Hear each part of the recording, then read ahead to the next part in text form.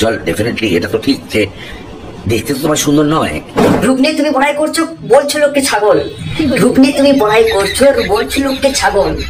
লোকে কিন্তু হাসাহাসি করছে, বলছে মালটা পাগল। ট্যালেন্ট দেখে কাজ হয় ভাই, রূপ দেখে নয়। ট্যালেন্ট দেখে কাজ হয় ভাই, রূপ দেখে নয়। টালিগঞ্জে টলিউডে ভাই ওই বাংলা সিরিয়ালে রূপ দেখেই কাজ হয়। দারুণ দারুণ ভাই।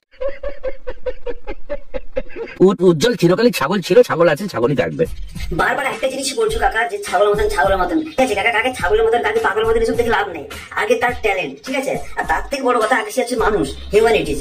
আর তাছাড়াও দাদা তুমি কি এমন হেভি হিরো মার্কা? অবশ্যই না। তো সেই জায়গায় দাঁড়িয়ে লোককে পাগল বা ছাগল বলার আগে নিজের একটা আঙুল নিজের দিকে থাকে, একটা আঙুল অন্য কারোর দিকে করবে। তাই পরিশীলনটা করা পরে হবে, আগে মানুষের ব্যবহারটা ঠিক।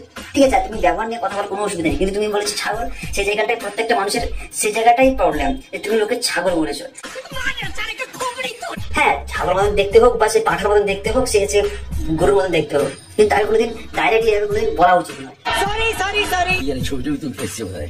আমি একটু মানে কোনো অবস্থায় চিন্তাম না, মানে কাকা আগে থেকে চিনতো না, জানতো না এত মিলিয়ন সাবস্ক্রাইবার আছে, এত মিলিয়ন ভিউজ আছে, কাকা আগে থেকে কিছু জানতো না। কিন্তু কাকা আবার ইন্টারেস্ট আছে ওর সাথে কাজ করার। হিপোক্রেসি কি সীমা। যাই হোক কাকা কিন্তু ফ্রেম পেয়ে গেছে, আর কিছু না হোক। দেখতে তো তোমার সুন্দর নয়। এই সবাই ইউটিউব আসার ফলে, মোবাইল ফোন আসার ফলে তুমি জায়গাটা পেয়েছো না হলে কি তুমি কোনোদিন কোনো সিনেমা বা টিভি সিরিয়াল বা কোথাও কি চান্স পাবে, বা তুমি এই নোটটা দিয়ে আপনি চলে এসেছেন আমাদের সেই প্ল্যাটফর্মে ইউটিউবে।